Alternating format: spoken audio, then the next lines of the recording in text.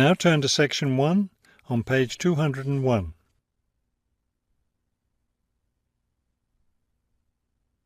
Section 1. You will hear a woman and a man talking about their work at a library. First, you have some time to look at questions 1 to 5 on page 201.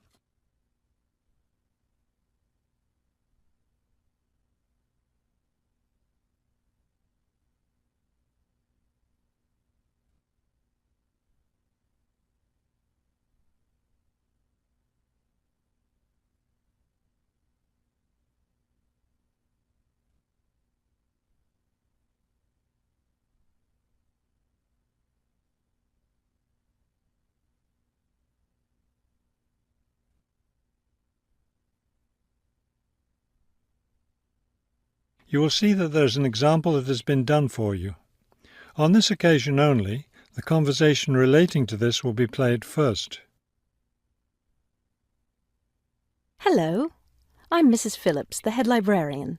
You're the new library assistant, aren't you? Yes, I'm Robert Haskell, but please call me Bob. The woman introduces herself as the head librarian, Mrs. Phillips, so the name Mrs. Phillips has been written in.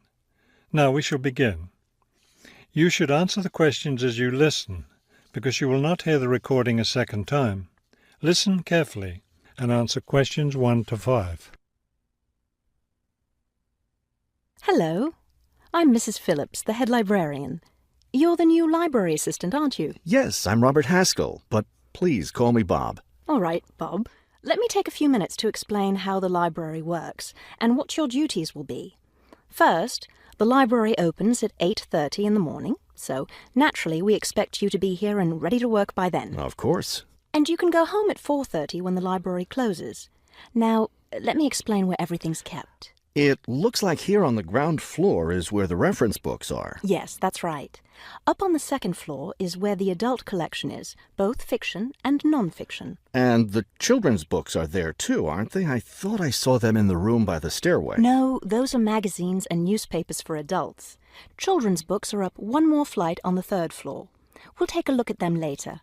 Let me show you how we organize our work. Do you see that brown book cart over there? The one by the door? Yes, that one. Those books have been checked in and need to go back on the shelves. Okay, so the brown book cart has books to reshelve. What about this black cart by the desk? Those books have torn pages or damaged covers. They're all books that need to be repaired. Okay, I know how to do a lot of that. I'm pretty good at mending torn pages and covers. That's great, because we really need help with that. And that white cart in the corner, what are those books for? Those are old books that we've taken off the shelves to make room for new ones. We sell them as used books to raise money for the library. So they're all ready to sell? Yes, that's right. So now you know what to do with the books in the carts. Let's talk about our activities schedule. Before you hear the rest of the conversation, you have some time to look at questions 6 to 10 on page 201.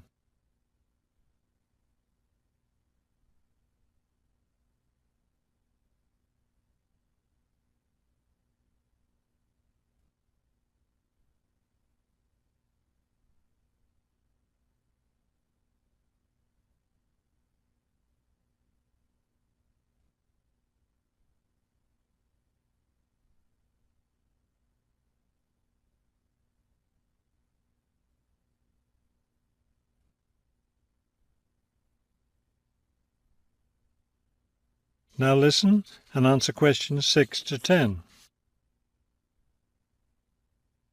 I understand this library has a number of interesting activities every week. Yes, our activities are quite popular. The most popular one is story time for the children. Do a lot of children show up for that? Yes, a good many. It takes place in the children's room on Thursday mornings at 11. Isn't there a family movie night too? Yes, but it's not at night anymore. We used to have family movies on Fridays when the library is open until 9, but now we have a different activity at that time, so we had to switch family movies to the weekend, Saturday afternoon. How much do you charge for the movies? They're all free. The movie always starts at 2:30 in the reference room, but you don't have to worry about that since you don't work on weekends. And what takes place on Friday evenings? We've just started a weekly lecture series. We have a different speaker every week, and the lectures cover all different kinds of topics. That sounds like something I'd be interested in attending. Good, because we'll need your help with that. You'll be working Friday evenings, and one of your duties will be to set up the meeting room on the first floor for the lecture. What time will you need that done? Let's say by 6:15. The lecture starts at 6:30, and the room needs to be ready well ahead of time. A lot of people arrive early. Maybe I should have the room ready by 6? That wouldn't be a bad idea. Okay, why don't I take you upstairs and show you the rest of the collection? That is the end of section 1. You now have half a minute to check your answers.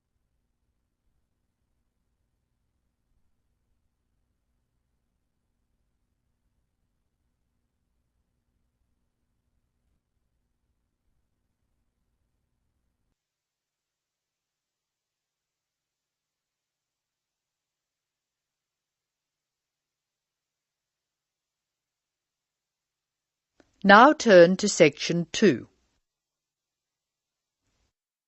Section 2. You are going to hear a teacher helping high school students visiting from an overseas school to fill in a school excursion permission note. First look at questions 9 to 16.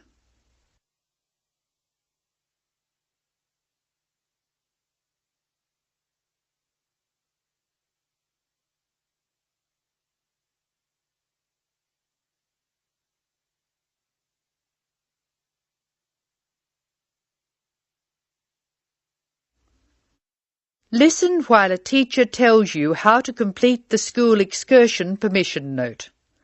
Write no more than 3 words or numbers for each answer. Good morning, students. My name is Mrs. Brown, and I'm in charge of the school excursion next week. Please take out your school excursion permission note so you can fill it in.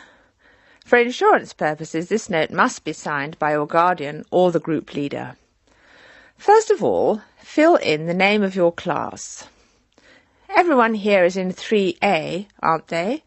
So write 3A where it says class. We're going to the Blue Mountains, which is great. So this is the school excursion to the Blue Mountains. The day we leave is Monday. That's Monday, June 10. We are travelling by bus all the way, so we don't have to worry about changing trains or anything like that. The bus will leave from the front gate at 8 a.m. I know we usually use the side gate, but because of the roadworks we will be using the front gate when we leave. However, when we return, the roadwork will be complete, so we'll use the side gate. We expect to be back at 6 p.m. It's going to be a lovely day. Your teachers will give you tasks to do when we arrive. We'll provide fruit and fruit juice on the bus, but you must bring your own lunch. While we're on the excursion, we'll be moving around a lot in some fairly rough country. Be very careful to wear strong shoes. It's very important that you look after your feet very well. Now, does anyone have any questions they want to ask? Now look at questions 17 to 19.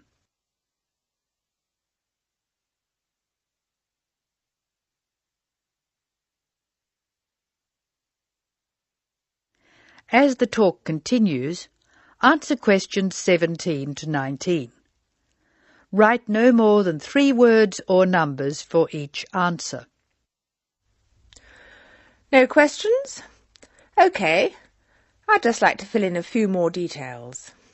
The bus should arrive in the Blue Mountains at 11 a.m. We'll have time to do the first of our tasks before lunch. The bus is not a new one, but it does carry one piece of special equipment, a first aid kit. I certainly hope we won't have to use it, but it's nice to know it's there in case we have a medical emergency. The other class on this excursion is 3B, so I know it'll be a good day. The last time 3A and 3B went out together was a thoroughly successful excursion. That is the end of Section 2. You will now have some time to check your answers.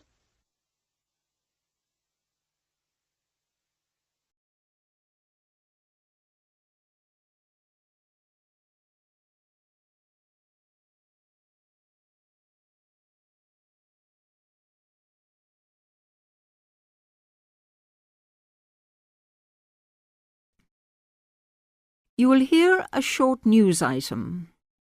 Fill in the gaps in the summary below with the correct word or phrase according to what you hear. The first one has been done for you as an example. First, you have some time to look at the questions.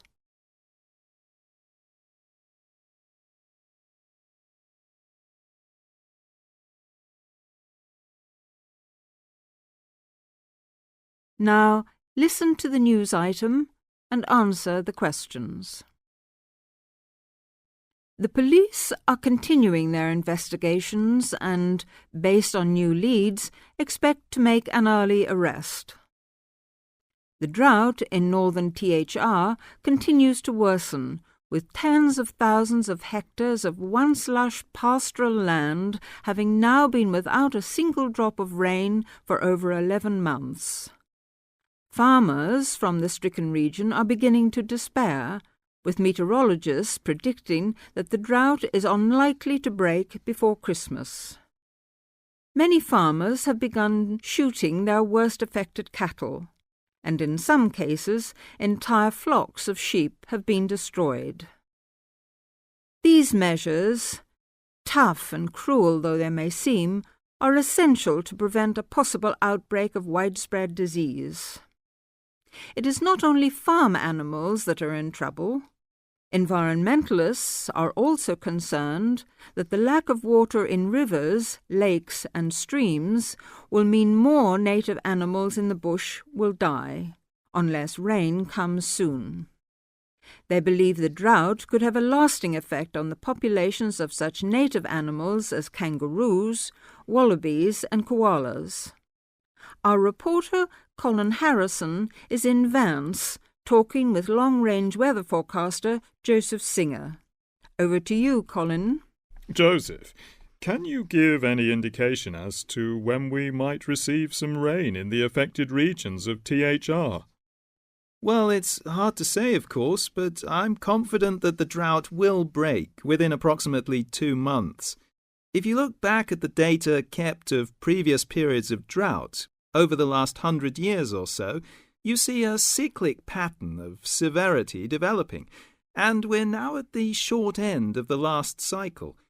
I'm fairly certain that we'll see some rain either just before or just after Christmas.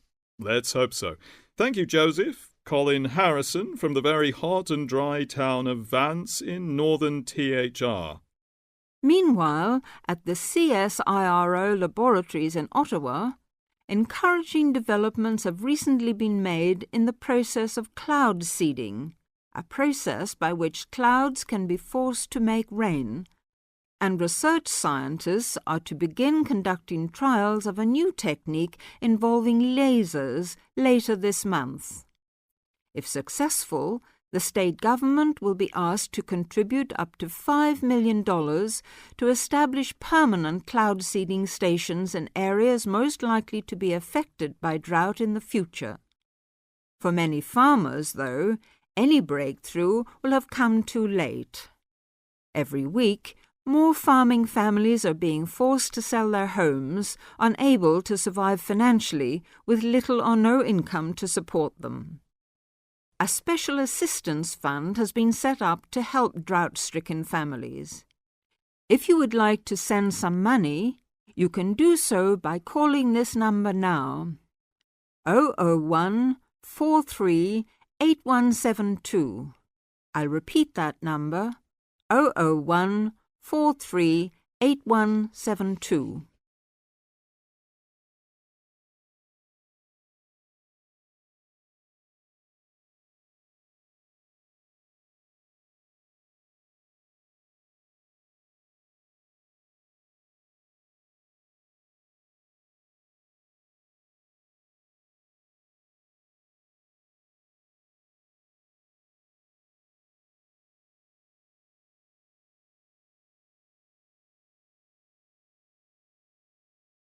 Turn to Section 4. Section 4. You will hear part of a further education marine biology lecture. First, you have some time to look at questions 31 to 40.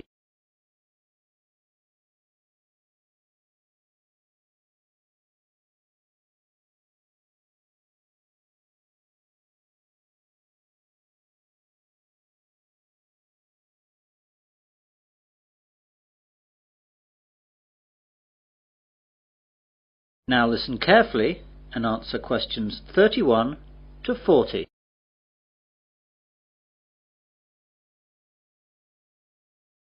Good morning, everyone, and welcome to this further education lecture on marine biology. Today, we're going to look at the coelacanth. The discovery of the coelacanth has been compared to finding a dinosaur walking around today over 85 million years after it went extinct. The story began a few days before Christmas in 1938, when the first living coelacanth was discovered off the east coast of South Africa at the mouth of the Chalumna River. The fish was caught in a shark gill net by Captain Goosen and his crew, who, recognizing the bizarre nature of their catch, alerted the local museum in the small South African town of East London. The director of the East London Museum at the time was Miss Marjorie Courtney Latimer, after whom the coelacanth was eventually named. Miss Courtney Latimer offered bounties to fishermen for unfamiliar fish. It was Miss Courtney Latimer who alerted the prominent South African ichthyologist Dr. J. L. B. Smith, who initially identified the fish, and subsequently informed the world about this amazing discovery. This first coelacanth led to the discovery of the first documented population off the remote Comoros Islands between the mainland of Africa and Madagascar. For 60 years, this was presumed to be the only coelacanth population in existence. Originally, it was a concern that the coelacanth might have a very limited range, and that overfishing along the Comoros Islands might wipe it out. However, scientists were amazed when, on July 30th, 1998, an American scientist discovered a coelacanth population in Indonesia. Dr. Mark Erdman was on a honeymoon trip to the area investigating a coral reef research site when he spotted a strange fish being wheeled into the fish market. He recognized the fish as a coelacanth and snapped a picture before it was sold. Dr. Erdman's subsequent research revealed that the people from Sulawesi had a name for it: Raja, King of the Sea. The Sulawesi coelacanth colony is about 10,000 kilometers east of where the coelacanths were previously known to occur in the western Indian Ocean. Both Sulawesi and Comoros coelacanths are quite different from all other living fish, but perhaps the most interesting feature of the coelacanth is that it has paired lobed fins, which move in a similar fashion to our arms and legs. Coelacanths also have an extra lobe on their tail and a vertebral column that is not fully developed. They are the only living animal to have a fully functional intercranial joint, a division that separates the ear and brain from the nasal organs and eye, and allows the front part of the head to be lifted when the fish is feeding. The brown Sulawesi coelacanth and the steel blue Comoros coelacanth share these unusual characteristics. The discovery of the coelacanth in 1938 is still considered to be the zoological find of the century. This living fossil comes from a lineage of fish that was thought to have been extinct since the time of the dinosaurs. Coelacanths are known from the fossil record dating back over 360 million years, and peaked in abundance about 240 million years ago. Before 1938, they were believed to have become extinct approximately 80 million years ago, after mysteriously disappearing from the fossil record. How could the coelacanth disappear for over 80 million years, and then turn up alive and well in the 20th century?